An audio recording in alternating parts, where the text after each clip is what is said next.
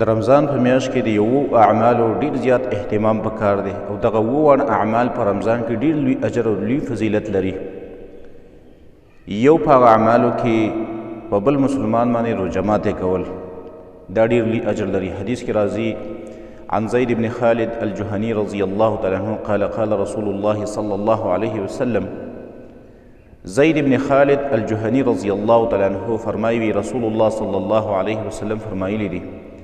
من فطر صائما چا چې په یو روژهدار باندې روژه ماتې وکړو هغه له روژه ماتې ورکړو نو رسول الله صلی الله علیه وسلم فرمایي کان له مثل اجره دې سړي ته هم دومره اجر میلاو شو څومره چې دغه روژهدار ته اجر میلاویږي. سره د دې نه چې دغه روژهدار په اجر کې څه کمی نه راځي هغه ته خپل اجر میلاو شو خو د هغه دومره اجر دې ورکوونکي روژه ماتې ورکوونکي ته هم میلاو شو. یو سړی د رمضان کې روژه نیولې ده او ماښام کې په چا روژه ماتې وکړو په یو سړي روژه ماتې وکړو نو دا لکه دوه روژې چې نیولي د خپلې روژې اجر هم ورته میلاو شو او د هغه د روژې دومره اجر ورته بل هم میلاو شو. دویم په رمضان په میاشت کې د تهجد اهتمام کول قیام اللیل چې ورته وایي د شپې راپاڅېدل او تهجد کول. حدیث کې راځي عن ابي هريره رضی الله تعالی عنه قال قال رسول الله صلی الله علیه وسلم. ابي هريره رضی الله تعالی عنه فرمایي رسول الله صلی الله علیه وسلم فرمایلی دي من قام رمضان ایمانا واحتسابا څوک چې په رمضان کې قیام اللیل وکړي په نیت د ثواب مانی نو رسول الله صلی الله علیه وسلم فرمایي غفر له ما تقدم من ذنبه الله پاک د ده ټول مخکني ګناهونه معاف کوي په قیام اللیل باندې د شپې په تهجد باندې په رمضان کې. دریم په رمضان کې د قرآن تلاوت کول قرآن له وخت ورکول د قرآن درس له وخت ورکول د ډېر زیات اهتمام پکار دی. حدیث کې راځي عن ابن عباس رضی الله تعالی عنه د عبدالله ابن عباس رضی الله تعالی عنه روایت دی قال داوی کان رسول الله صلی الله علیه وسلم اجود الناس رسول الله صلی الله علیه وسلم د ټولو خلکو نه زیات سخي انسانو ډېر سخاوت په رسول الله صلی الله علیه وسلم کې وكان اجود ما يكون في رمضان او رسول الله صلی الله علیه وسلم په رمضان کې ډیر زیات سخاوت کاوه د رمضان په میاشت کې. حين يلقاه جبريل کله به چې جبريل علیه السلام د ده خواله راتو او رسول الله صلی الله علیه وسلم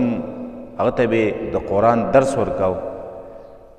يلقاه جبريل في كل ليلة من رمضان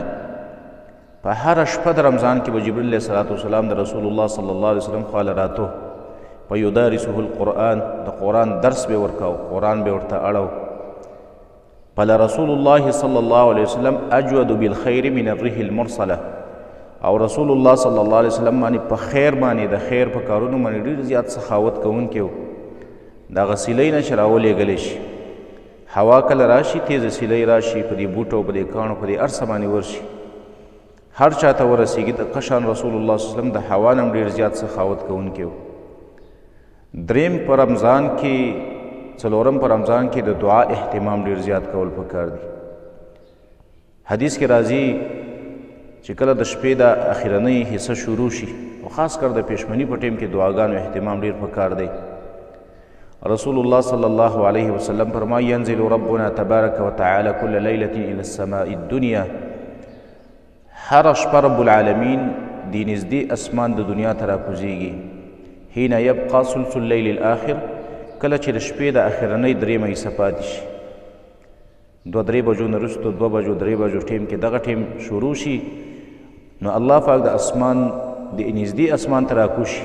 او الله پاک فرمایي چې من یدعوني څوک شته دی چې زما نه دعا وغواړي فاستجیب له چې زه له دعا قبوله کړم په خپله الله اعلان کوي. من یسألوني فاعطیه څوک داسې شته دی چې زما نه څه شی وغواړي او زه یې ورله ورکړم. من یستغفرني فاغفر له داسې څوک شته دی چې زما نه بخښنه وغواړي زه ورته بخښنه وکړم. څلورم عمل پنځم عمل په رمضان کې غیبتونه پرېښودل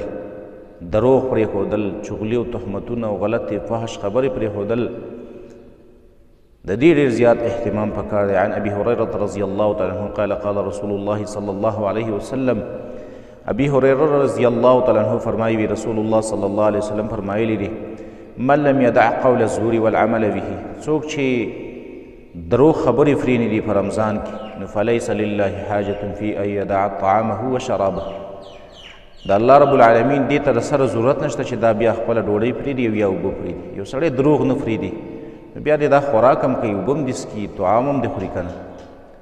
څوک چې په رمضان کې دروغ خبرې غلط مجلسونه فري نه دي نو د الله دې ته د سره حاجت نشته چې دا سړی خپل طعام او خپل اوبه پرېږدي شپږم نمبر عمل د چا چې وس کېږي په رمضان کې عمره کول حدیث کې راځي عن ابن عباس رضی الله تعالی عنه عبدالله ابن عباس رضی الله تعالی عنه فرمایي رسول الله صلی الله علیه وسلم فرمایلی دي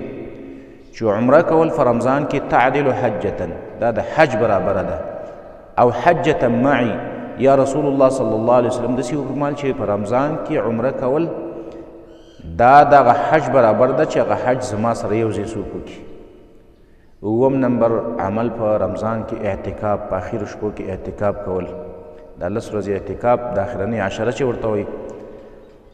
عبدالله بن عمر رضی الله تعالی عنه فرمایي رسول الله صلی الله علیه وسلم ان النبي صلی الله علیه وسلم كان يعتكف في العشر الاواخر